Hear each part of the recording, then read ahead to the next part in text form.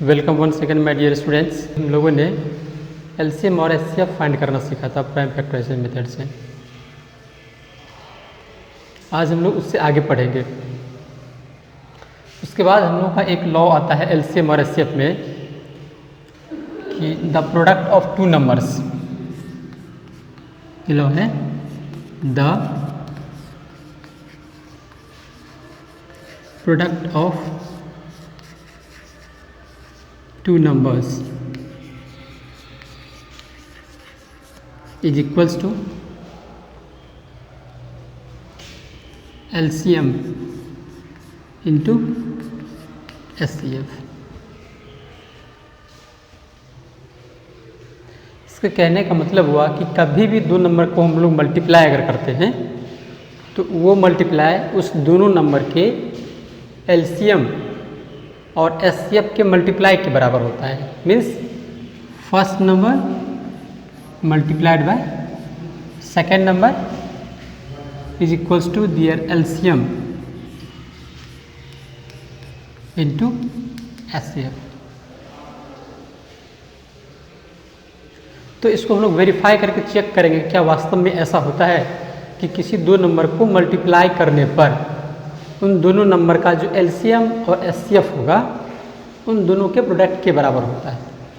पहले हम लोग इसको चेक करते हैं। तो मान लेंगे कोई भी दो नंबर हम लोग इसमें मान सकते हैं। एग्जांपल में सपोज आप फर्स्ट नंबर 20 लिए और सेकेंड नंबर 30 लिए। आपने दो नंबर लिया। आप इन दोनों नंबर को आप जिस मेथड से जानते हैं आप उस मेथड से पहले इसका एलसीएम निकालिए और एचसीएफ निकालिए। उसके बाद चेक कीजिए क्या ऐसा होता है कि first number multiplied by second number is equals to their LCM into HCF. चलिए हम लोग इसको नॉर्मल मेथड से हम लोग निकाल लेते हैं इसका एलसीएम और एचसीएफ। पहले आप 10 से लगाइए। 10 2 = 20, 10 3 = 30। इस तरह से इसका एलसीएम आ जाएगा 60 आ गया। ऐसे इसका एचसीएफ भी आप निकालिए।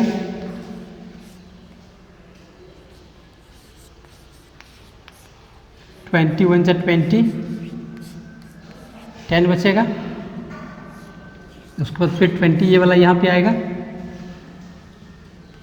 10 2 = 20। इसका एचसीएफ निकल गया 10 और एलसीएम निकल गया 60 निकल गया। तो according to this law, firstly we have already read that the product of two numbers is equals to their LCM into HCF। तो according to this law पहले हम लोग क्या करेंगे, first number into second number निकाल के check करेंगे क्या वास्तव में ऐसा है या नहीं है। तो फर्स्ट नंबर इंटू सेकेंड अगर हम लोग करेंगे तो फर्स्ट नंबर है हमारा 20 और सेकेंड नंबर है हमारा 30। इस तरह से अगर हम लोग दोनों को मल्टीप्लाई करते हैं तो हमारा आंसर आता है 600।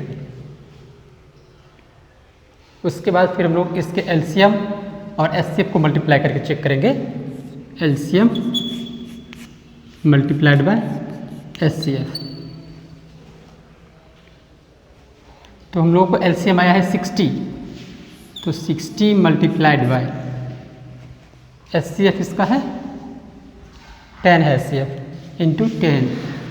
तो मल्टीप्लाई करके कितना आ जाएगा इसका 600।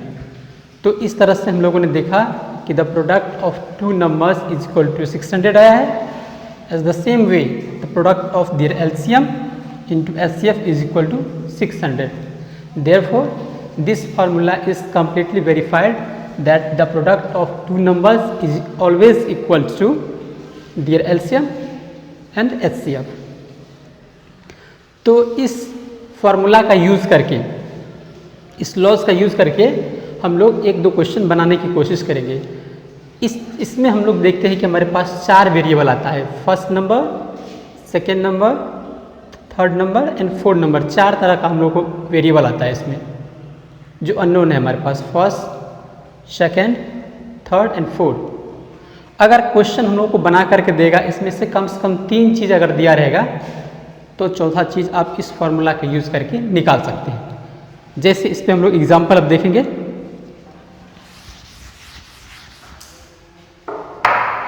सपोज आपको फर्स्ट नंबर दिया गया है 600 और सेकेंड 100 नंबर है आपका 100 और इसका HCF दिया गया है आपको 100। तो पूछेगा कि इसका LCM क्या होगा। There is a question that the first number is equals to 600, second number is 100 and their HCF is equal to 100, then find their LCM। तो हम लोगों ने पहले ही पढ़ चुका है कि first number into second number is equals to their LCM into HCF।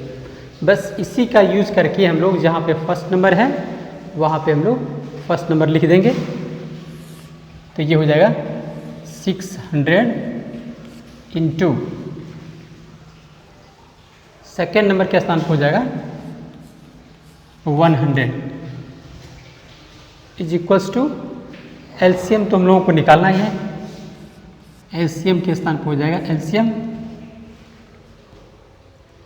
और HCF के स्थान पर हो जाएगा 100। अब ये एक तरह का हम लोगों को इक्वेशन बन गया है, इसको सॉल्व करेंगे हम लोगों को निकल जाएगा LCM।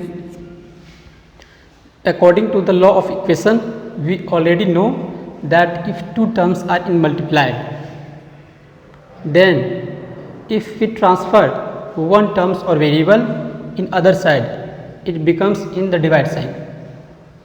It means LCM के साथ यहाँ पर 100 मल्टीप्लाई में लगा हुआ है। तो अगर हम लोग इसको RHS में LHS में अगर सेंड करेंगे तो ये डिवाइड में कन्वर्ट हो जाएगा। तो ये हो जाएगा 600 इंटू 100 बाय 100। तो ये कट के इस तरह से हमारा LCM निकल गया इसका 600। तो इस तरह से आप चाहे तो किसी भी दो नंबर का अगर आपको दिया रहेगा इस तरह से क्वेश्चन, अगर उसमें से अगर कोई तीन चीज़ आपको दिया रहेगा तो चौथा चीज़ आप आसानी से इस फॉर्मूला की सहायता से निकाल सकते हैं। इसके लिए आप NCERT से हो या RS अग्रवाल से हो या RD शर्मा, जो भी पब्लिकेशन का बुक लगाते हैं, इसके लिए आप अधिक से अधिक प्रैक्टिस कीजिएगा। उम्मीद है आपको ये अच्छा लगा होगा और समझ में भी आया होगा। ये आपको 1.2 चैप्टर से बिलोंग करता है NCERT में। इसके बाद एक क्वेश्चन आता है इसी में कि prove that 6 to the power n can never end with the digit 0। इस क्वेश्चन के कहने का मतलब है कि आपको साबित करके दिखाना है कि 6 to the power n कभी भी 0 से एंड नहीं होता है। इसका मतलब है कि कभी भी हम लोग 6 का पावर में अगर कोई भी नंबर देंगे तो उसको सॉल्व करके 0 लास्ट में नहीं आएगा। जैसे आप एक एग्जांपल एक छोटा सा ले सकते हैं, अगर आप 6 के पावर 2 डालते हैं तो आएगा 36। तो इसके लास्ट में हम लोग देखते हैं कि 0 नहीं आया, क्या आया 6 आया। इसी तरह से अगर 6 का पावर अगर आप 3 लेते हैं तो इसका आंसर आ जाएगा 216 आ जाएगा। ऐसे ही आप 6 का पावर अगर आप 0 लेते हैं तो उसका वैल्यू आ जाएगा 1। तो आप 6 का पावर में कोई भी नंबर अगर लेते जाएंगे n का वैल्यू तो कभी भी ये 0 से एंड नहीं होगा। ये ऐसा वास्तव में होता है। इसी को हम लोगों को अलजेब्रिकली प्रूव करके दिखाना है कि 6 to the power n can never end with the digit 0। Means 6 का पावर n कभी भी 0 से एंड नहीं हो सकता है। आप बुक को क्वेश्चन मिला लीजिएगा, हम अपने लैंग्वेज में उस क्वेश्चन का केवल मीनिंग क्लियर कर देते हैं, क्या पूछना चाह रहे हैं। आप सेम क्वेश्चन मिला लीजिएगा उससे। अब हम लोग इस क्वेश्चन को अलजेब्रिकली प्रूव करके दिखाएंगे कि 6 to the power n कभी भी 0 से एंड नहीं होता है। आप एक चीज़ जरूर गौर किए होंगे कि कभी भी कोई नंबर अगर 0 से एंड होता है तो वो नंबर 10 से कम्प्लीटली डिविजिबल होता है। आप एग्जांपल ले सकते हैं, अगर नंबर आपके पास 20 है, अगर 0 से एंड होता है तो ये अवश्य 10 से डिवाइड होगा पूरी। या आप 30 ले लीजिए, 0 से रहा तो ये भी 10 से आपका पूरी तरह से डिवाइड होगा। ऐसे ही आप 100 भी ले सकते हैं, ये 0 से हो रहा है तो अवश्य ये 10 से पूरा पूरा डिवाइड होगा।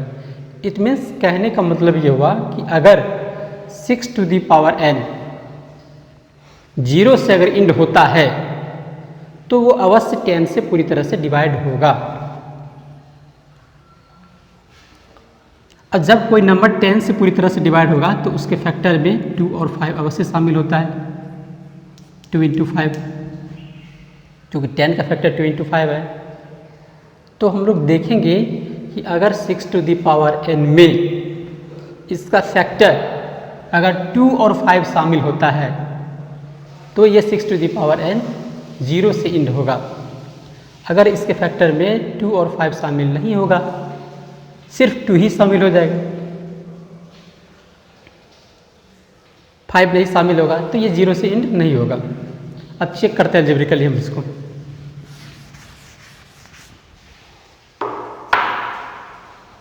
इसको लिखेंगे हम लोग,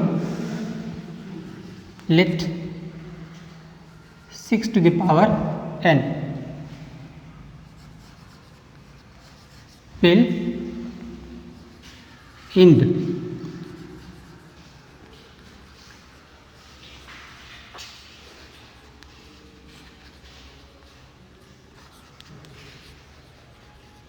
हम लोगों ने मान लिया कि 6 टू दी पावर n 0 से इंड होगा। It means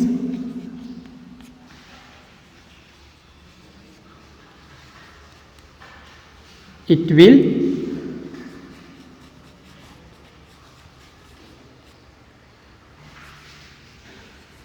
completely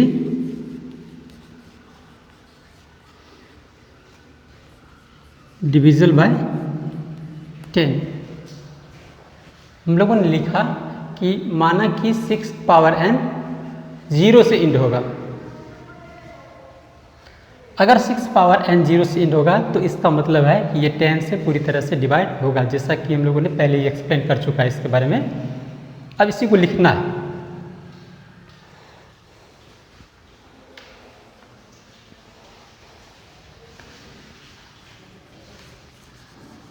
then it must have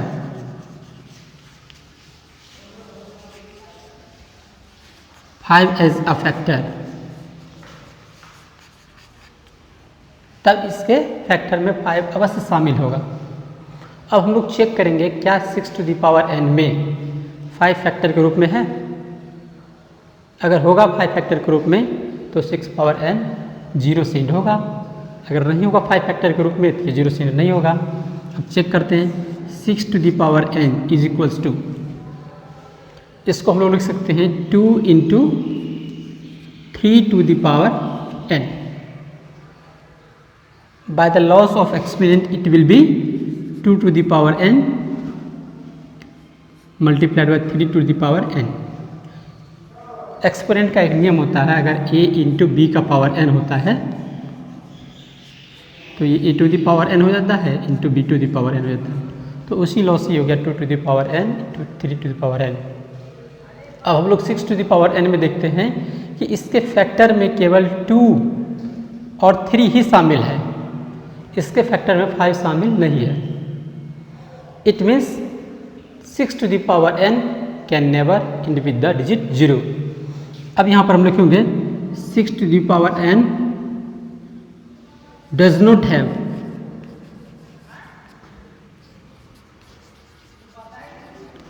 five as a factor.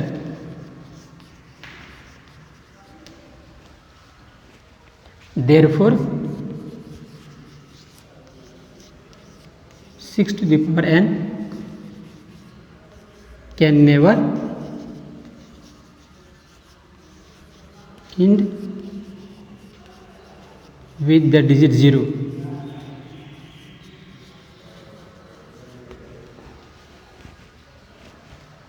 इस प्रकार 6 पावर n कभी भी 0 से एंड नहीं हो सकता है। एक बार फिर से हम लोग देख लेते हैं। क्वेश्चन में पूछा गया था कि 6 पावर n कभी भी 0 से एंड नहीं हो सकता है, इसको हम लोगों को प्रूव करके दिखाना है। तो सबसे पहले हम लोगों ने मान लिया कि 6 पावर n 0 से इंड होगा। अगर 6 पावर n 0 से इंड होगा तो इसका मतलब उसमें 10 से वो नंबर पूरी तरह से डिवाइड होगा। अगर वो नंबर 10 से डिवाइड होगा इसका मतलब उसमें 5 फैक्टर के रूप में अवश्य शामिल होगा। लेकिन जब हम लोग चेक करते हैं 6 पावर n तो इसके फैक्टर में केवल 2 और 3 ही शामिल होता है, इसके फैक्टर में 5 शामिल होता नहीं है। इस तरह से हम लोग ने देखा कि 6 to the power n can never end with the digit 0। इसके बाद आप लोग 1.2 में जो भी क्वेश्चन आप लोगों को होगा उसको और अधिक से अधिक प्रैक्टिस कीजिएगा, क्योंकि सभी क्वेश्चन बनाना संभव नहीं होगा। और उम्मीद करते हैं कि आप लोग NCERT RS सवाल या जो भी आप लोगों को अच्छा बुक लगता है उससे प्रैक्टिस करने की कोशिश कीजिएगा, क्योंकि मैथ में बिना प्रैक्टिस का आप अच्छा से कंसेप्ट क्लियर नहीं कर पाएंगे। तो ये एक तरह से आप लोगों को एक हेल्प मिल रहा है, मैक्सिमम आप लोगों को उसमें प्रैक्टिस करना पड़ेगा।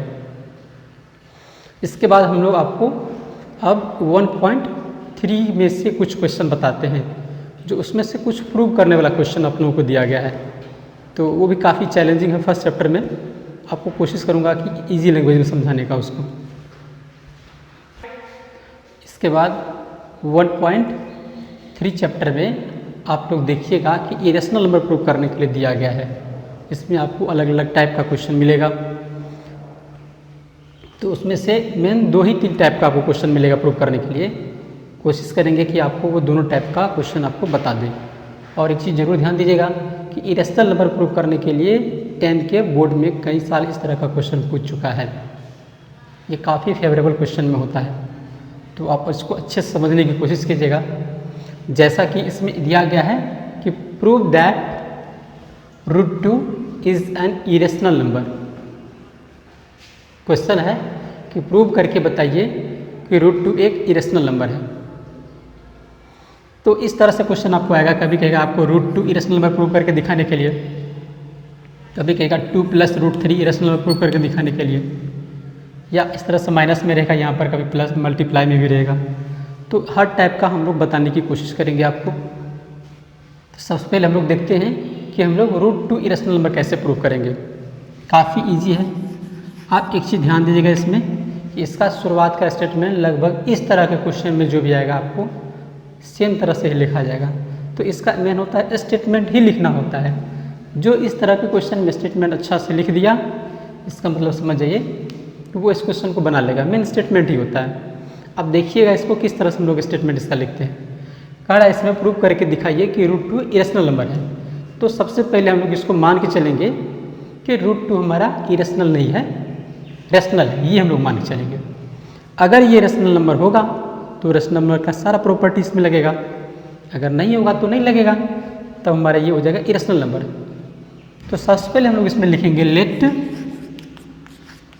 √2 इज अ रेशनल नंबर। हम लोगों ने मान लिया कि √2 हमारा रेशनल नंबर है। अगर ये रेशनल नंबर है तब then it will be of the form √2 = a/b के फॉर्म होगा, या p/q भी लिख सकते हैं आप, जो अच्छा लगेगा आपको। Where a and b are coprime number, जहाँ पर a और b को प्राइम नंबर है। अब को प्राइम नंबर का मतलब क्या होगा? को प्राइम नंबर एक बार फिर समझ लीजिए। को प्राइम नंबर होता है 2 numbers are said to be co-prime if they have only 1 as a common factor. Means 2 number 2 और 3 ये हमारा को प्राइम नंबर होगा। कब होगा? जब दोनों का कॉमन फैक्टर सिर्फ और सिर्फ 1 होना चाहिए। 1 के अलावा कोई दूसरा नंबर कॉमन फैक्टर में शामिल नहीं होना चाहिए। अगर दूसरा नंबर कोई कॉमन फैक्टर में शामिल होगा तो हमारा को प्राइम नंबर नहीं होगा। जैसे 2 का फैक्टर आएगा 1 और 2 आएगा, 3 का फैक्टर 1 आएगा और 3 होगा। तो हम देखते हैं कि इसके कॉमन फैक्टर में केवल और केवल 1 शामिल होता है।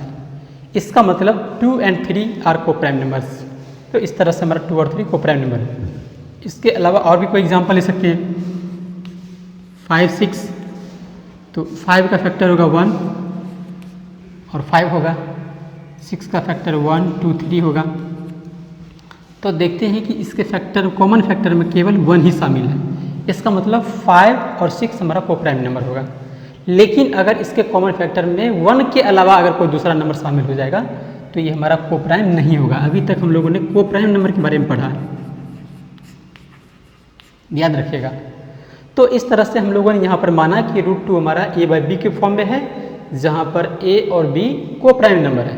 कोप्राइम नंबर का मतलब समझ गए होंगे कि a और b का कॉमन फैक्टर सिर्फ और सिर्फ 1 है, 1 के अलावा इसके पास कोई कॉमन फैक्टर नहीं है।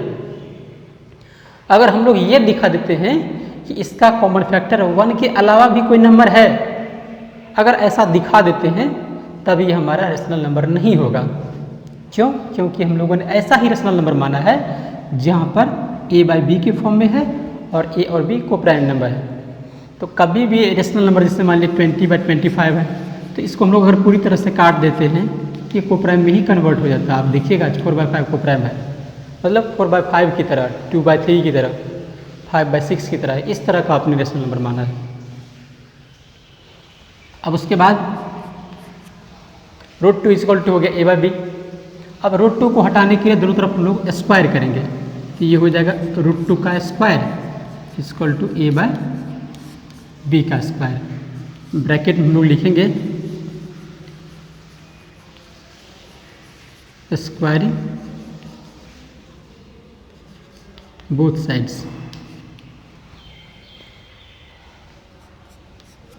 तो दोनों तरफ स्क्वायर करने के बाद √2 का स्क्वायर कंप्लीट 2 आ जाएगा,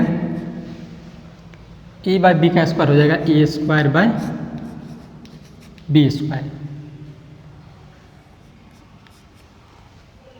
तो ये हो जाएगा 2b² = a²।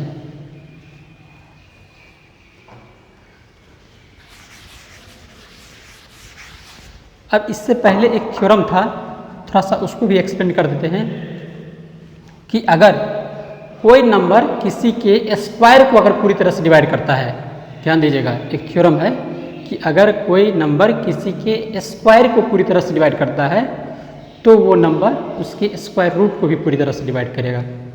जैसे एग्जांपल देते हैं, अगर कोई परफेक्ट स्क्वायर नंबर 16 है,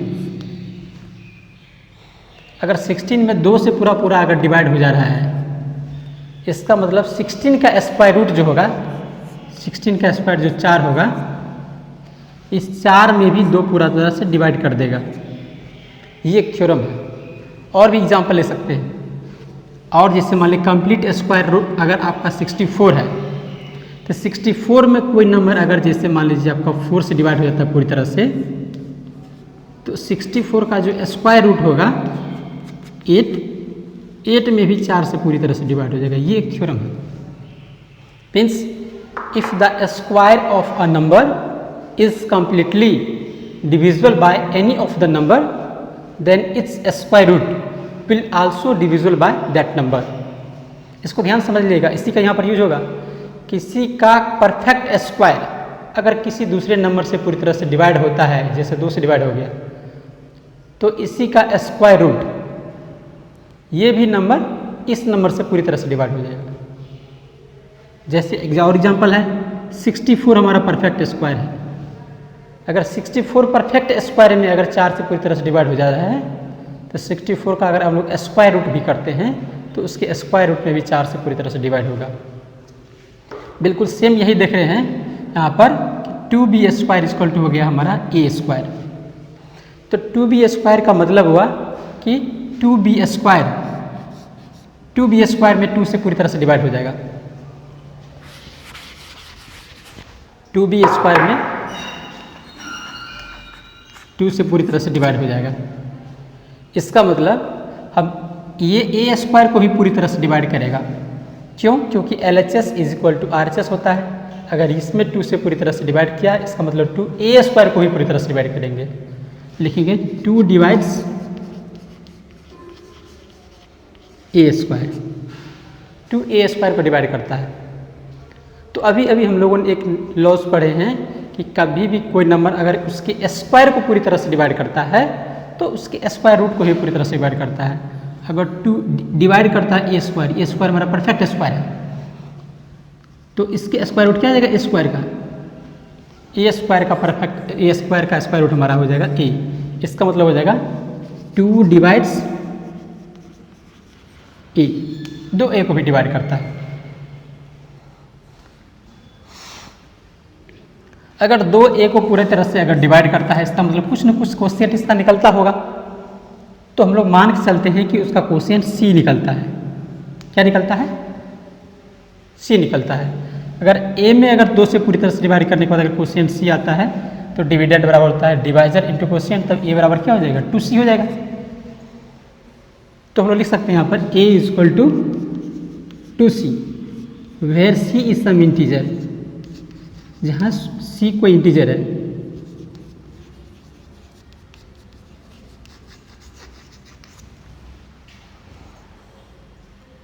अब इसको हम लोग इक्वेशन फर्स्ट मान लेते हैं पहले। अब इसके बाद हम लोग लिखेंगे putting the value of a। क्या लिखेंगे? पुटिंग या सब्स्टिट्यूटिंग, कुछ भी लिख सकते हैं आप। Putting the value of a in the equation first we have a का वैल्यू हम लोग अगर फर्स्ट इक्वेशन में पुट करते हैं तो हम लोग के पास क्या आता है? तो फर्स्ट इक्वेशन है हमारा 2b square is equals to a square. It means हो जाएगा ये 2b square is equals to 2c का स्क्वायर, क्योंकि a का वैल्यू है 2c, तो हम लोगों ने a के स्थान पे 2c डाल के इसका स्क्वायर कर दिया। अब हम लोग इसको सॉल्व करते हैं तो 2b square is equal to हो जाएगा 4c स्क्वायर हो जाएगा। अब 2 से कटेगा, 2 1 जा 2, 2 2 जा 4, तो ये हो जाएगा आपका b square equal to 2c square. फिर वही कंडीशन पे यहाँ आ गया इसी तरह से। अब हम लोग देखते हैं कि 2c स्क्वायर में 2 से पूरा पूरा डिवाइड हो जाएगा। 2c स्क्वायर में 2 से पूरा पूरा डिवाइड हो जाएगा। चेक कीजिए, 2c स्क्वायर में 2 से पूरा पूरा डिवाइड हो जाएगा। और इक्वेशन में दोनों तरफ इक्वल होता है। अगर RHS में 2 से पूरा पूरा डिवाइड होता है तो इसका मतलब ये LHS में भी पूरा पूरा 2 से डिवाइड करेगा। इट मीन्स हम लोग लिख सकते हैं कि 2 डिवाइड्स b स्क्वायर।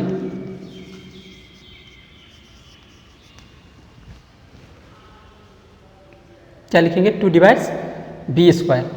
अभी हम लोग इससे पहले ही थ्योरम पढ़े हैं कि अगर कोई नंबर किसी के परफेक्ट स्क्वायर को अगर पूरी तरह से डिवाइड करता है तो वही नंबर उसके स्क्वायर रूट को भी डिवाइड करेगा। तो यहाँ हमने देखा कि 2 divides b square, same to same यही स्टेटमेंट देखिए आप दोहरा रहा है यहाँ पे। जिस तरह से 2 डिवाइड कर रहा था a स्क्वायर को, अब यहाँ डिवाइड कर रहा है 2 डिवाइड कर रहा है b स्क्वायर को। तो हम लोग लिखेंगे 2 डिवाइड्स, जैसे यहाँ पर लिखे हैं a, वैसे ही सेम तरीका लिखेंगे यहाँ पर 2 डिवाइड्स b, ये लिखेंगे। अब एक चीज़ आप इसमें गौर कीजिए कि यहाँ पर 2 a को भी डिवाइड कर रहा है पूरी तरह से और 2 b को भी पूरी तरह से डिवाइड कर रहा है। तो इसका मतलब 2 is a common factor of a and b, because 2 divides a and also divides b। जबकि हम लोगों ने पहले ही पढ़ा है कि √2 को हम लोग लिखे थे a बाई b के फॉर्म में, जहाँ पर a और b को प्राइम नंबर था। मीन्स a और b का कॉमन फैक्टर केवल और केवल 1 था। 1 के अलावा कोई और नंबर कॉमन फैक्टर के रूप में नहीं था। लेकिन हमने प्रूव किया है कि a और b का कॉमन फैक्टर 2 है। 2 is a common factor of a and b।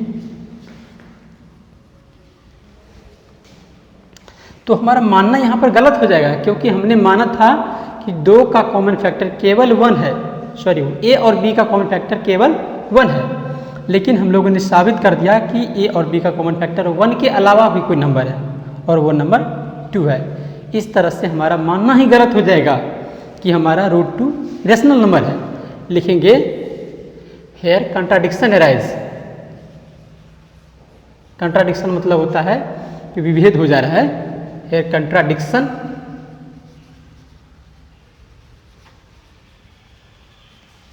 arise that root 2 is a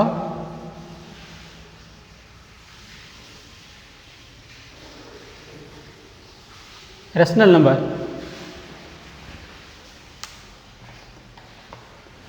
इसके बाद लिखेंगे our assumption is wrong.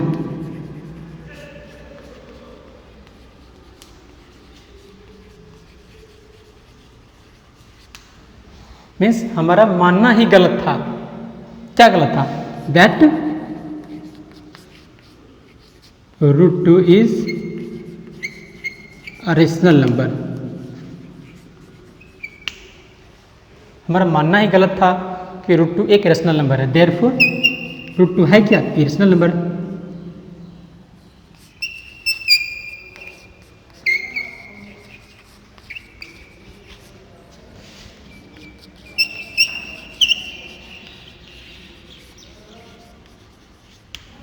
इस तरह से हम लोगों ने प्रूव किया कि रूट 2 हमारा इरेशनल नंबर है।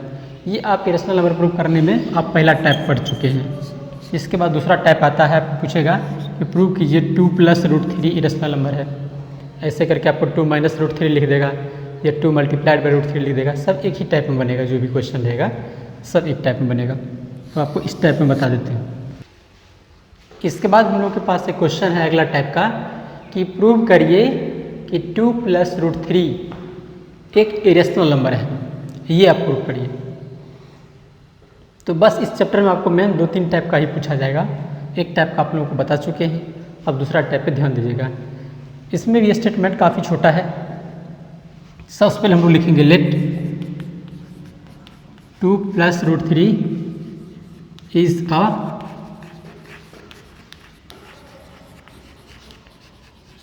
Rational number. शुरू में हम लोग इस सबको यही मान के चलेंगे कि ये हमारा रेशनल नंबर है। फिर वही अगर ये रेशनल नंबर होगा तो रेशनल नंबर की सभी प्रॉपर्टी को फुलफिल करेगा, अगर नहीं होगा तो नहीं फुलफिल करेगा। अगर ये रेशनल नंबर है तो 2 + रूट 3 इक्वल्स टू ये a/b के फॉर्म में होगा। वेयर जहाँ पर a और b हमारा इंटीजर भी आप लिख सकते हैं या कोप्राइम भी लिख सकते हैं। दोनों में से यहाँ पर कुछ भी आप लिख सकते हैं। अच्छा रहेगा आप इंटीजर यहाँ लिख दें, ज़्यादा अच्छा रहेगा। Where a and b are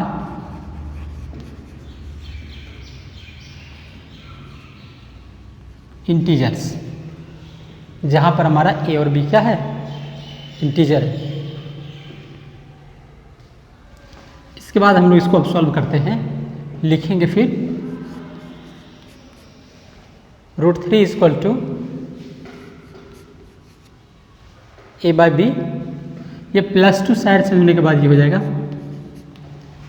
-2। अब इसका हम लोग कैलकुलेशन करेंगे। रूट 3 इक्वल टू हो जाएगा a - 2b/b। ये एलसीएम के जोड़ घटाव की तरह है। b और 1 का एलसीएम b हो जाएगा। आप देख लीजिएगा इसको। तो हम लोग को आ गया root 3 equal to a - 2b/b आ गया। अब यहाँ पर हम लोग RHS में देखते हैं कि a भी हमारा इंटीजर है, 2 भी इंटीजर है, b भी इंटीजर है और ये नीचे वाला भी इंटीजर है। तो हम लोग जानते हैं कि the sum product subtraction and multiplication of integers is always an integer. कभी भी आप देखेंगे कि इंटीजर का प्लस माइनस मल्टीप्लाई डिवाइड जो भी आप करेंगे उसका आंसर आपका हमेशा इंटीजर में आएगा। और हर एक इंटीजर एक रेशनल नंबर होता है।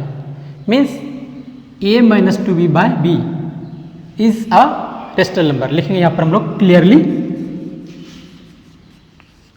a - 2b/b is a rational number. a - 2b by हमारा रेशनल नंबर हो गया। तो RHS अगर रेशनल नंबर है तो इसका LHS भी रेशनल नंबर होना चाहिए। मीन्स √3 शुड बी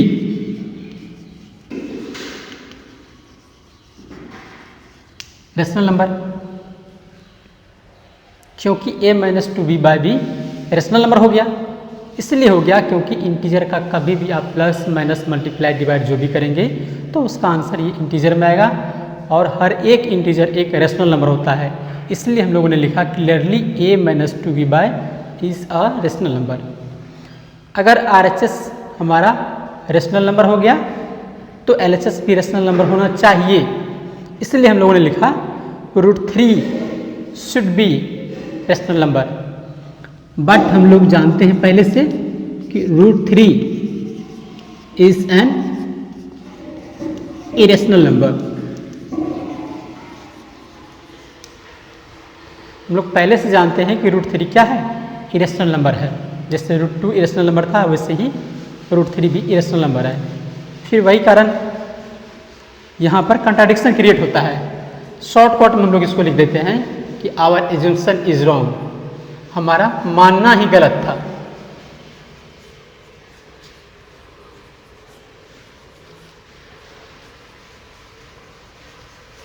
क्या गलत था? तो 2√3 इज अ